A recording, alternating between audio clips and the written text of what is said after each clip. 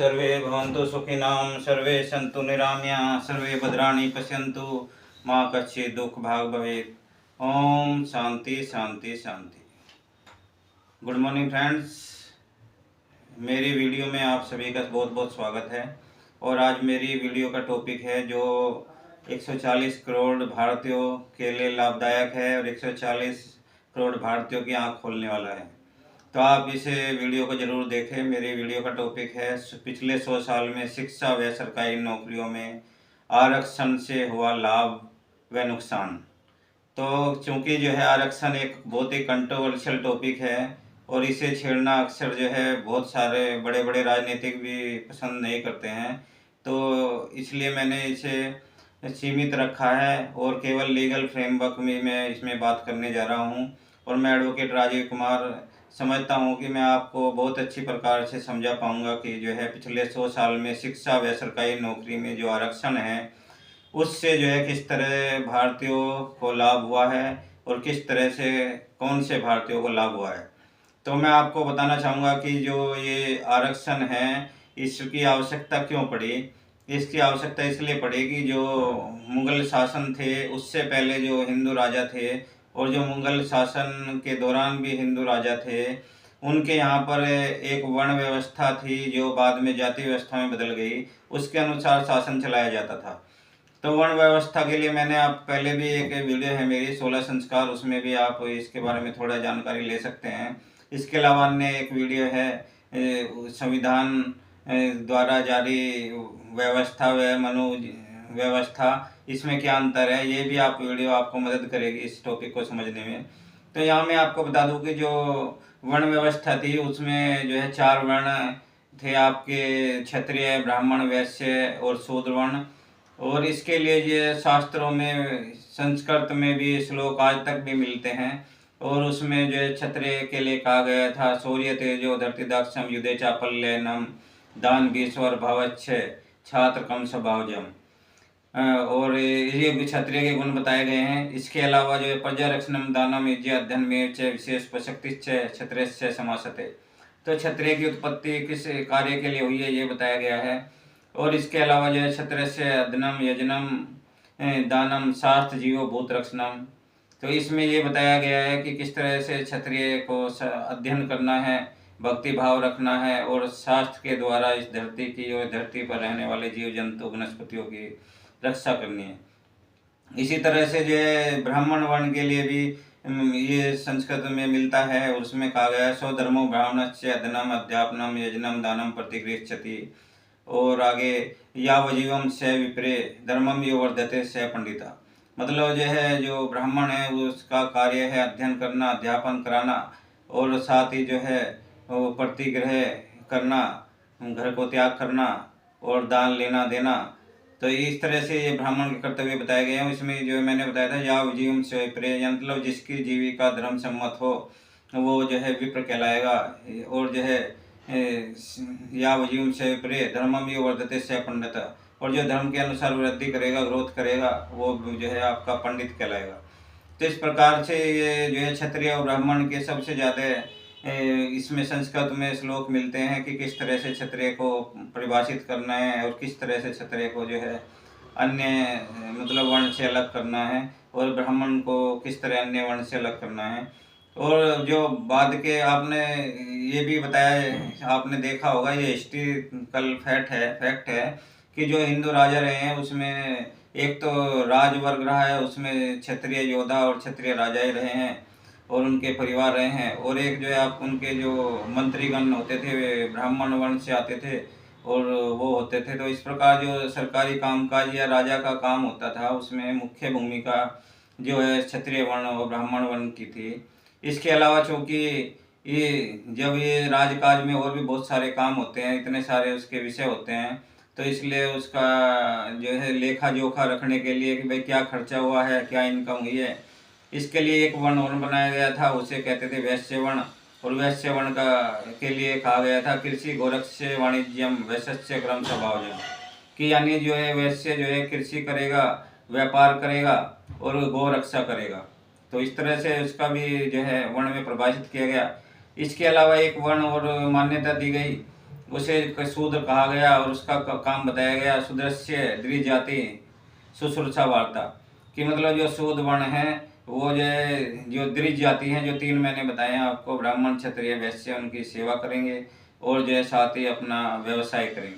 तो इस प्रकार व्यवसाय के कारण से आपने आज भी देखा होगा कि वर्ण व्यवस्था कैसे जाति व्यवस्था में बदली, और व्यवसाय के आधार पर ही अक्सर जो है आपको जातियों के नाम मिलेंगे। जैसे जो है आपने देखा होगा तेल के काम करने वाला तेली, और धोने का काम करने वाला धोबी, और जो है चमड़े का काम करने वाला जो है चमड़े के मोची। और इस तरह से जो है ये मतलब जो काम करता रहा उसके अनुसार ही उसकी जाति का नाम रख दिया गया। और ये मान ले इस तरह से वर्ण व्यवस्था जाति व्यवस्था में परिवर्तित हुई। और एक तरह से जो हिंदू केवल 4 वर्ण में एक समय पर विभाजित था, वो आगे जाकर हजारों जातियों में विभाजित हो गया और उसने अपनी शक्ति खुद कम की।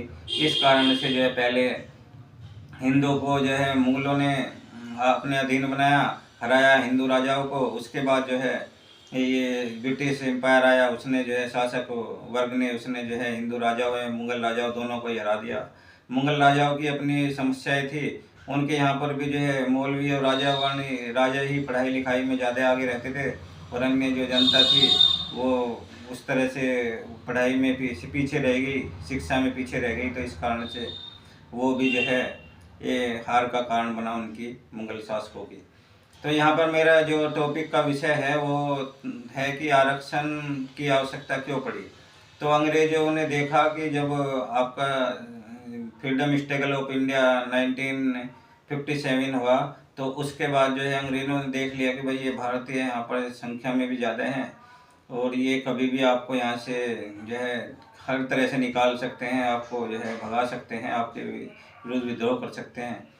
तो उन्होंने जो है डिवाइड एंड रूल वाली नीति अपनाई, और इसमें सबसे पहले इन्होंने जो है मुस्लिम वर्ग को जो है 1894 में सरकारी नौकरियों में आरक्षण दे दिया। अब ये आरक्षण चलता रहा। इसके बाद नौकरियों में मुस्लिम वर्ग को तो दे दिया, उसके अलावा हिंदू को कोई आरक्षण नहीं था। उसके बाद जो 1919 में इन्होंने क्या करा कि जो विधानसभाएं होती थी राज्यों की और केंद्र की जो विधानसभा थी, उसमें जो है SC ST मुस्लिम सिख और ईसाई सबको आरक्षण दिया, और साथ ही ये उनके चुनने वाली जनता भी आरक्षित कर दी। मतलब SC ST कैंडिडेट को SC ST जनता चुनेगी, सिख को सिख जनता चुनेगी, मुस्लिम को मुस्लिम जनता चुनेगी, और जो है आपका ईसाई को ईसाई जनता चुनेगी। इस प्रकार से इन्होंने और डिवीजन किया। तो इस तरह से डिवीजन करते गए, और पॉलिटिकल सिस्टम में इन्होंने जो है आरक्षण का गंदा खेल खेला, और इसकी वजह से भारतीय डिवाइड होते चले गए।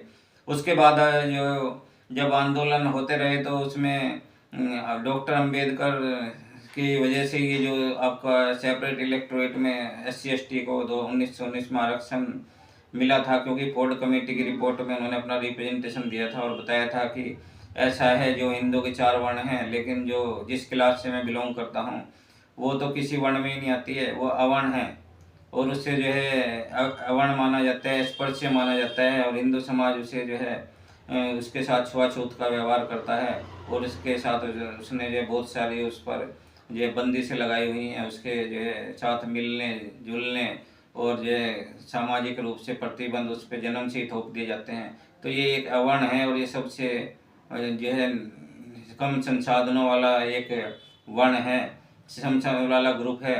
तो अंग्रेजों ने इसे डिप्रेस क्लास कहना शुरू कर दिया। और उसके बाद जो हमारे राष्ट्रपिता रहे हैं महात्मा गांधी जी, उन्होंने इन्हें हरिजन कहना शुरू किया।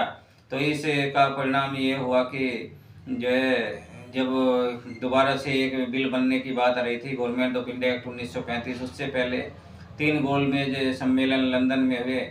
उसमें जो दूसरा गोलमेज सम्मेलन था, उसमें अंबेडकर साहब व महात्मा गांधी जी के बीच समझौता हुआ, और उसमें जो केंद्रीय विधानसभा है और अन्य राज्यों की विधानसभा है, उसमें जो SC ST के लिए सेपरेट इलेक्टोरेट को ख़त्म कर दिया गया, लेकिन उसके लिए रिजर्व सीट कर दी गई विधानसभाओं में, और वो संख्या जो है दुगने से भी ज़्यादा कर दी गई। सेपरेट इलेक्टोरेट में जो उन्हें मिल रही थी उससे बढ़ाकर दुगने से भी ज़्यादा भी सीटें कर दी गई। और ये जो है पूना पैक्ट, ये आपका गोल में का एक परिणाम था, और पूना पैक्ट के में ये शामिल कर लिया गया इन प्रस्ताव को। तो इसके बाद जो है जब 1935 का एक्ट आया, उससे पहले अंग्रेजों ने एक जातिगत जनगणना कराई थी 1931 में। उसमें उन्होंने मालूम किया था कौन सी जाति कितनी है, और उस आधार पर 1937 से उन्होंने SC/ST को मान लिया कि ये एक schedule caste and schedule tribe है और ये समाज से अलग थला गया, तो इन्हें जो है आरक्षण देना बहुत ज़रूरी है। तो सरकारी नौकरियों में उनके लिए 15% व 7.5% आरक्षण का प्रावधान किया, जितनी उनकी संख्या थी 1931 की जातीय जनगणना में। और तब से जो ये आरक्षण चला आ रहा है। और जो भारत की संविधान जब बनाने का काम आया तो उसमें प्रारूप समिति के अध्यक्ष थे डॉक्टर अम्बेडकर। उन्होंने आरक्षण को आगे भी चलाए रखने का प्रावधान किया, और उन्होंने बताया कि सरकारी नौकरियों में तो ये चलता रहेगा हमेशा, जो है जब तक अनंत काल तक चलता रहेगा। लेकिन जो विधानसभाएं हैं राज्यों की और जो लोकसभा है, इसमें जो है जो संविधान में एक आर्टिकल रख दिया गया है, उसके अनुसार 10-10 साल तक इसे आरक्षण को बढ़ाया जाता है।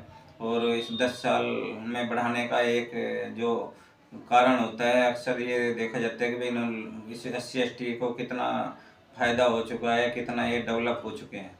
लेकिन जो सरकारी नौकरियों में वो आरक्षण 1937 से चला आ रहा है, और 1947 से चलने के कारण आपने देखा होगा कि SC/ST समुदाय के कुछ लोग जिन्हें रिजर्वेशन का लाभ मिला है, वो अन्य SC/ST समुदाय की तुलना में काफ़ी जो है आर्थिक रूप से और सामाजिक रूप से अगड़े हो चुके हैं।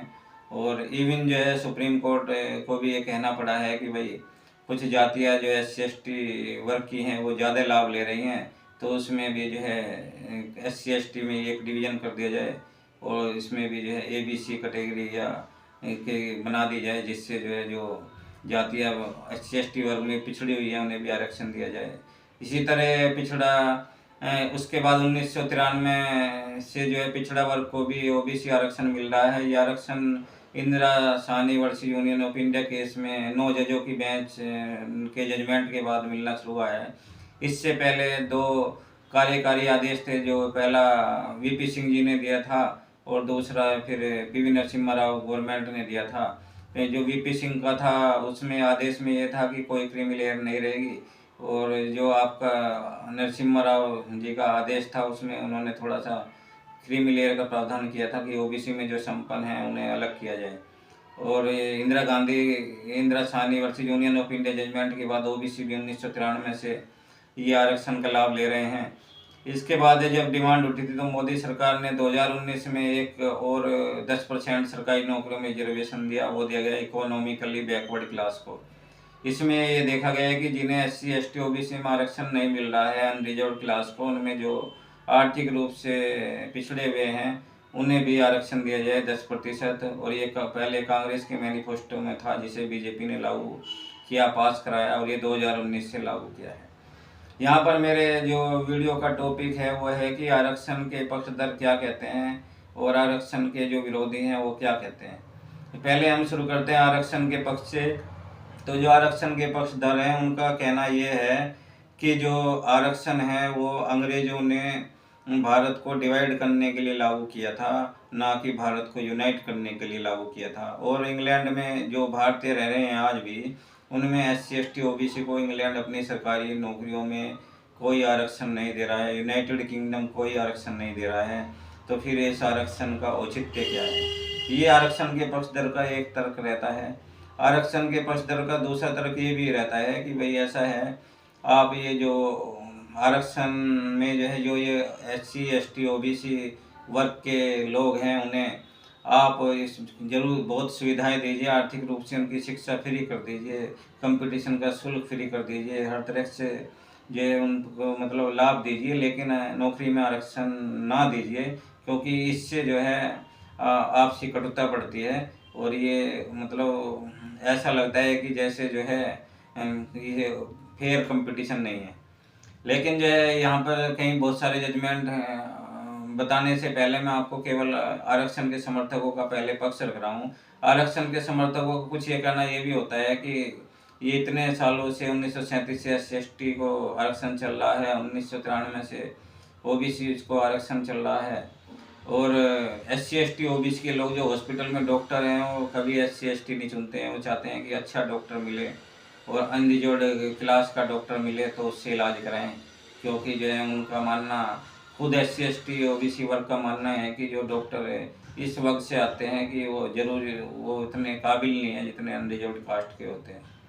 तो ये कुछ जो है जो आरक्षण के पक्षधर लोग हैं उनके अक्सर जो ये तर्क आते रहते हैं। तो अब हम कुछ जान लेते हैं आरक्षण ये जो के अभी जो आपको तर्क विपक्ष, बताए गए हैं सभी मतलब आरक्षण विरोधियों के तर्क ये जो हैं मैंने आपको बताया और था, आप तो इन्हें आरक्षण विरोधी आरक्षण तर्क ही के माने। विपक्ष वाले अब थे, आगे और हम जो जो है आपको आरक्षण बताएंगे के वो जो विपक्ष वाले आरक्षण हैं के समर्थकों उनका के क्या तर्क तर्क होंगे हो सकता है, और साथ ही वो जो भी है हम जान आरक्षण लेते विरोधियों हैं। के तर्क तो होंगे, जिसे अलग अलग जो बता दिया आरक्षण जाएगा। के धन्यवाद। जो पक्षधर हैं उनका कहना ये है कि जो आरक्षण है वो आपका, ये जो वंचित वर्ग है, जैसे आपका OBC है, SC ST है, इससे पहले जो भी अनरिजर्व्ड क्लास थी उन्हें ये आरक्षण मिला। जो राजकीय कार्य होते थे उसमें जो है क्षत्रिय वर्ण, ब्राह्मण वर्ण और वैश्य वर्ण की स्थिति अच्छी थी और उन्हें जो है सत्ता का संरक्षण प्राप्त होता था। तो एक तरह से उन्हें 2000 साल से भी ज़्यादा साल तक एक तरह से आरक्षण मिला है। तो अगर अभी जो वंचित वर्ग है, जो अवर्ण है, जो शेड्यूल कास्ट है, शेड्यूल ट्राइब है, जिसे केवल 90 साल से ही सरकारी नौकरियों में आरक्षण मिल रहा है, और OBC को केवल 93 का मतलब 21 साल से ही जो है 24 के साथ 31 साल से ही आरक्षण शुरू हुआ है। और जो गरीब लोग हैं अनरिजर्व में, उन्हें अभी आरक्षण को 6 ही साल हुए हैं। तो आप उन्हें थोड़ा बड़ा हृदय दिखाना चाहिए और इस चीज़ का विरोध नहीं करना चाहिए। और जो ये वंचित वर्ग है उनके लिए जो अफर्मेटिव एक्शन है उसे जो लागू करने में जो है सरकारों की मदद करनी चाहिए, बल्कि सरकार की इससे जो है तारीफ करनी चाहिए। सरकार पर ऐसे प्रोपोजल भेजने चाहिए कि इन वर्गों को आरक्षण मिलता रहे हमेशा और इन्हें अन्य लाभ भी दिए जाए। ये जो आरक्षण के पक्ष के धर लोग हैं उनका कहना ये होता है। आरक्षण के पक्षधर लोगों का कहना ये भी होता है कि ऐसा है, आरक्षण जो इसलिए दिया गया था क्योंकि बहुत सारे की लिमिटेशंस जो आरक्षित वर्ग पर लगाई गई थी, जैसे वो समाज से अलग थलग रखा गया, उनके साथ इंटरकास्ट मैरिज नहीं होती थी।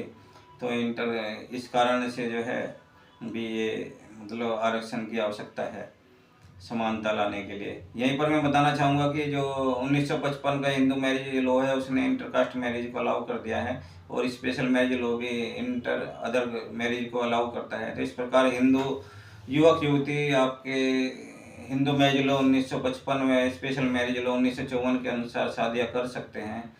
तो जो आरक्षण के विपक्ष के लोग हैं उनका ये कहना होता है कि जब हमने कानून रूप से इंटरकास्ट मैरिज को अलाउ कर दिया है तो अब ये आरक्षण को ख़त्म कर देना चाहिए। जबकि आरक्षण के पक्षधर लोगों का कहना ये है कि अभी भी जो आरक्षण, जो इंटरकास्ट मैरिज है, केवल 5% ही हो पा रही है हिंदुओं में।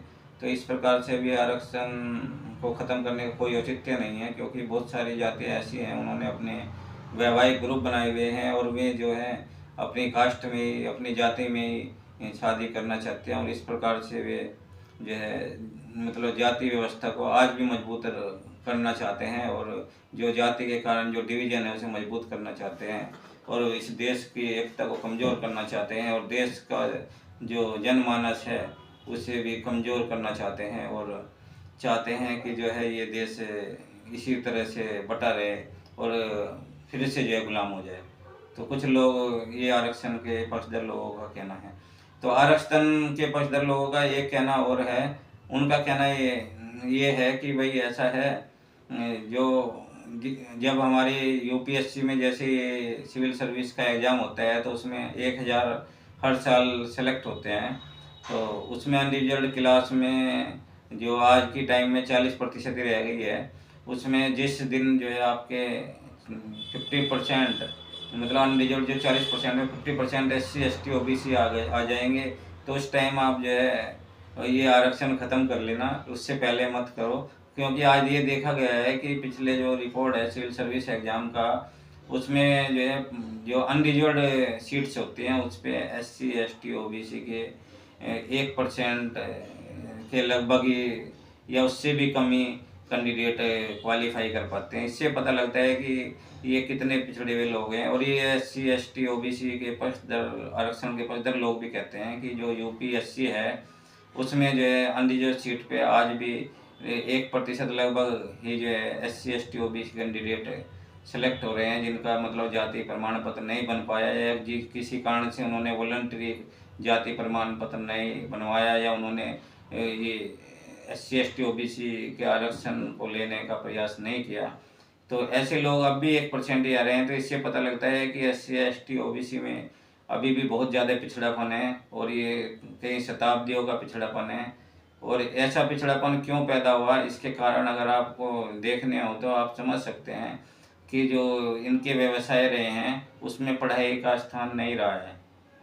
जो जब से आपकी शिक्षा प्रणाली लागू हुई, आधुनिक शिक्षा प्रणाली, उसके बाद से ये समझ लीजिए आपकी 18वीं शताब्दी, मिड 18वीं शताब्दी से शिक्षा सबको अवेलेबल हो पाई। उससे पहले क्या था कि केवल जो कुछ राजवर्ण थे, जैसे आपका राजवर्ग हो गया, क्षत्रिय वर्ण, और ये आपका ब्राह्मण वर्ण, इसमें शिक्षा अक्सर दी जाती थी। और बाकी जो वैश्य वर्ण था थोड़ी बहुत शिक्षा उसे मिलती थी, लेकिन बाकी इनके अतिरिक्त जो वर्ण थे उनमें कोई शिक्षा, केवल उनकी स्किल ही उनकी शिक्षा थी। जैसे अगर कोई बढ़ई का काम कर रहा है तो वो स्किल जो है वही उसकी शिक्षा है, अन्य शिक्षा से उसे कोई लेना देना नहीं होता था। और जिस अन्य शिक्षा की आवश्यकता थी वो उन्होंने नहीं ली, इस कारण वे पिछड़े रह गए। तो इस स्किल की वजह से उनका बहुत, आज भी आप देख सकते हैं कि जो फैक्ट्रियों में अगर कोई मजदूर काम कर रहा है और 12 घंटे काम कर रहा है, और जो बच्चा घर पे बैठ के 8 घंटे भी पढ़ाई कर रहा है, और उन दोनों को किसी कंपटीशन में बिठा दिया जाए तो उनके नंबरों में आप अंतर देख पाएंगे। तो इस प्रकार से जो है ये सुप्रीम कोर्ट की बहुत सारी रूलिंग है जिसमें कहा जाता है unequal can not be treated equals, यानी जो असमान है उन्हें आप किसी भी तरह से समान नहीं ट्रीट कर सकते हैं। तो इस प्रकार से ये आरक्षण के बारे में मैंने आपको बताया कि आरक्षण के पक्षधर किस तरह से आरक्षण का समर्थन करते हैं और आरक्षण के जो विपक्ष में है वो किस तरह से इसका विरोध करते हैं।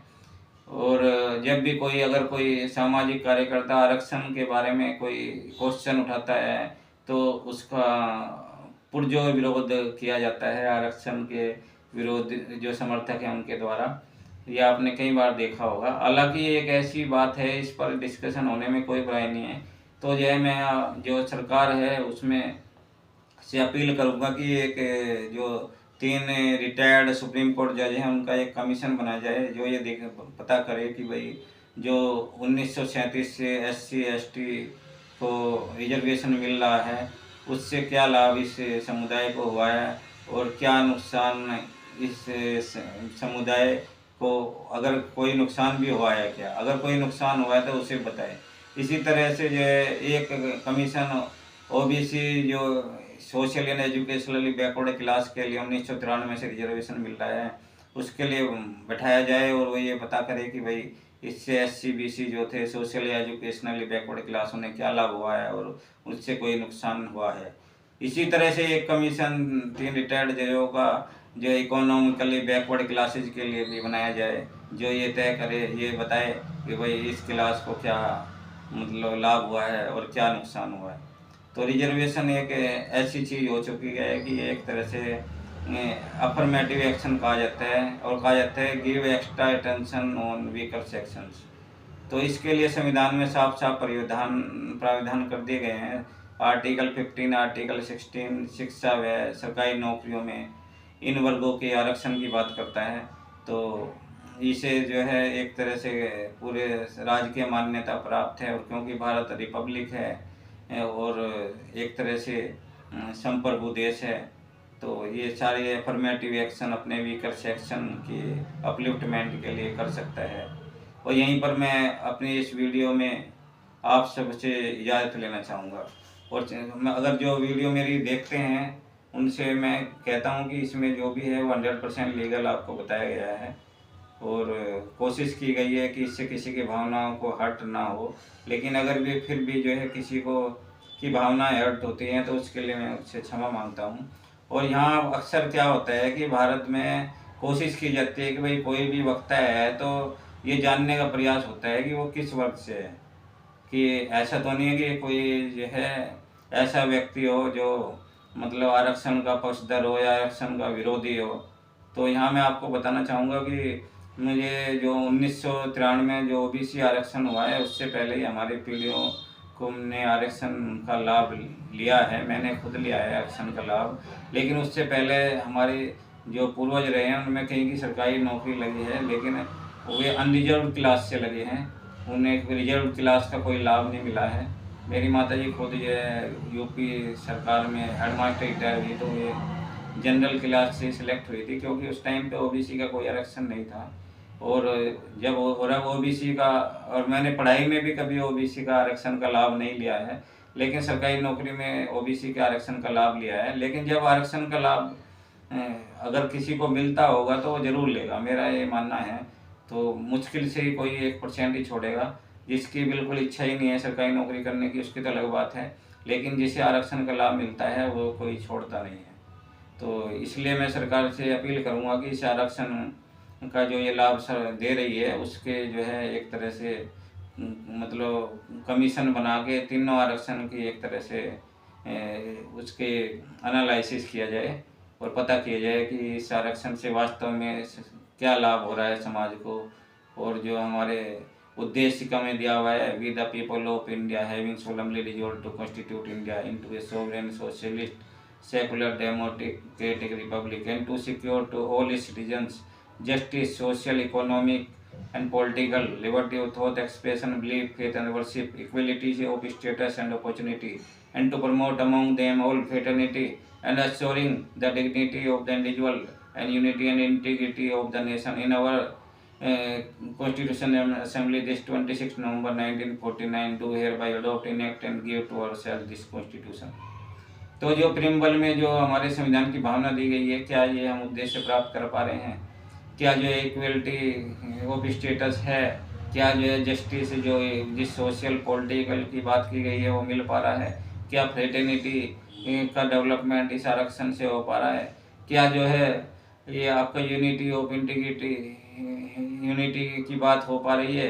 क्या डिग्निटी ऑफ इंडिविजुअल प्रभावित हो रही है? इन सारे जो फैक्टर्स हैं इन पर क्वेश्चनेयर बनाया कर एक तरह से कमीशन बनाई जाए जो ये डिसाइड करे कि इस आरक्षण से वास्तव में क्या लाभ हो रहा है, जिससे जो है भारतीयों को जोड़ा जा सके और 140 करोड़ भारतीयों को ये इससे जो है लाभ दिया जा सके। मैं आपको बताना चाहूँगा कि आरक्षण जो हिंदू जातियों को दिया गया वो केवल 1937 से दिया गया है। उससे पहले 1894 में धर्म आधारित आरक्षण मुस्लिमों को अंग्रेजों ने देना शुरू किया था। उसकी वजह से अंग्रेज मजबूत होते चले इसकी वजह से धर्म का भेदभाव मजबूत होता चला गया और इसकी वजह से देश को एक विभाजन देखना पड़ा। तो जब संविधान सभा में इस पर चर्चा हुई धर्म आधारित आरक्षण पर, तो डॉक्टर अम्बेडकर और बाकी विद्वानों ने इसे साफ मना कर दिया कि क्योंकि ये धर्म आधारित जो आरक्षण था इसकी वजह से देश का विभाजन हुआ था, तो इस कारण से इस आरक्षण को हमारे संविधान में कोई वैल्यू नहीं दी गई, उसे तुरंत प्रभाव से ख़त्म कर दिया गया। और अब धर्म आधारित आरक्षण पर कोई बोल भी नहीं सकता है और कोई उसे धर्म आधारित आरक्षण करने की सोच भी नहीं सकता है, और ऐसा सोचना भी एक तरह से जो इस देश के दोबारा टुकड़े करने के बराबर है।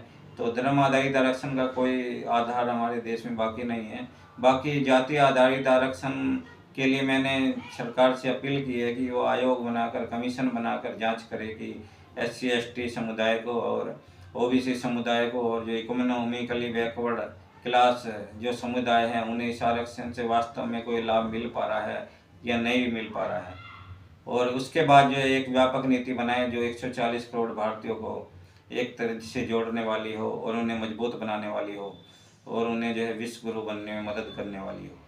और यहीं पर मैं आपको जो आने वाले त्यौहार जो आपका धनतेरस है, छोटी दीपावली है, बड़ी दीपावली है, गोवर्धन पूजा है, भैया दूज है, उसकी बहुत बहुत शुभकामनाएं देता हूं। और आपके स्वास्थ्य की लिए भी इस प्रभु से कामना करता हूं कि आपका स्वास्थ्य अच्छा रहे और आप इस विजयदशमी पर इस प्रकाश पर्व पर दीपावली पर आपको जो है और आपके परिवार को हर तरह के सुख संपन्नता और समृद्धि प्राप्त हो। और यहीं पर मैं अपने इस वीडियो को एंड करना चाहूँगा। Thank you very much.